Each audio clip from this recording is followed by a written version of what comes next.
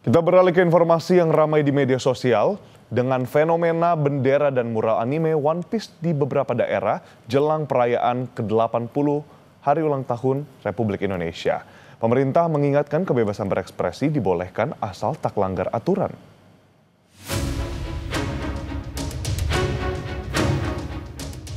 Bendera hitam bajak laut bergambar tengkorak Jolly Roger bertopi jerami khas tokoh utama serial anime One Piece jelang peringatan Hari Kemerdekaan RI menuai polemik.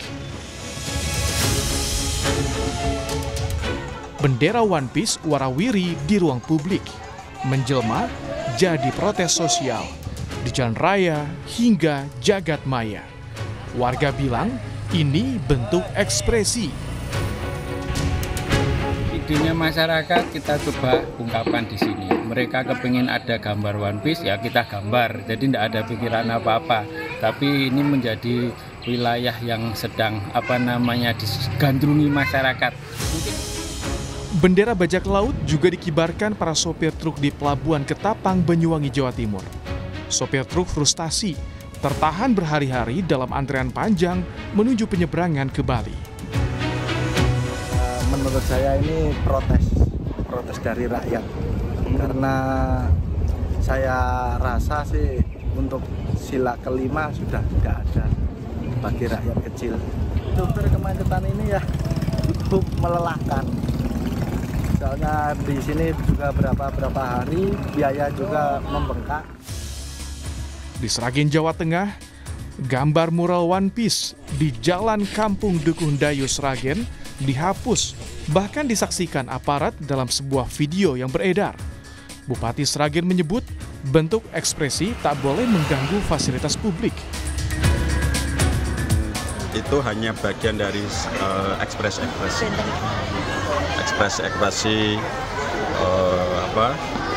untuk memberi masukan ke pemerintah dengan cara mereka. Mestinya diekspresikan di tempat-tempat yang tidak mengganggu ketertiban.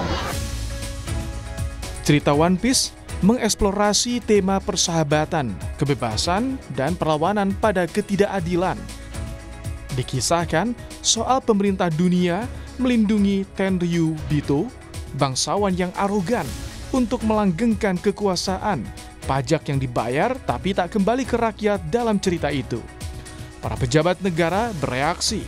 Ada yang menganggap bendera One Piece bentuk kreativitas.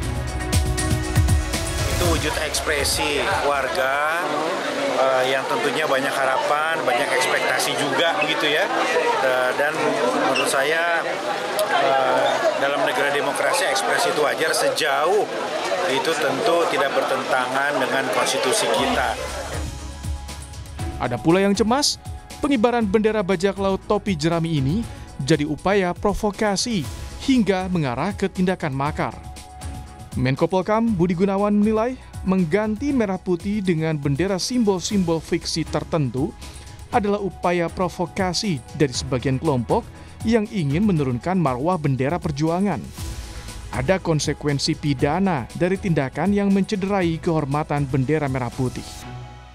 Menko Polhukam Budi Gunawan tegaskan, pemerintah akan mengambil tindakan hukum secara tegas dan terukur jika ada unsur kesengajaan dan provokasi demi memastikan ketertiban dan kewibawaan simbol-simbol negara. Sementara itu, Wakil Ketua DPR Sufmi Dasko Ahmad menyatakan tak mempersoalkan soal bendera One Piece. Secara keseluruhan bahwa kreativitas pengibaran bendera dan juga pemakaian bendera One Piece itu menurut kita nggak ada masalah. Menteri Sekretaris Negara bilang ada banyak cara melampiaskan ekspresi pada pemerintah. Mensesnek bilang pemasangan bendera One Piece jelang HUT RI jangan mengganggu kesakralan bendera merah putih. Kalau berkenaan dengan kreativitas dari kawan-kawan komunitas-komunitas, tentu itu sebagai sebuah kebebasan berekspresi dan tidak ada masalah. Tapi tolonglah, ini jangan dimanfaatkan untuk hal-hal yang mengganggu kesakralan. Misalnya kemudian memanfaatkan kreativitas tersebut ya, untuk menghimbau ya supaya mengibarkan bendera-bendera selain bendera merah putih. Kan itu yang tidak benar gitu. Namun pemerintah mengapresiasi ekspresi kreativitas selama tidak melanggar batas dan mencederai simbol negara. Tim Liputan, Kompas TV.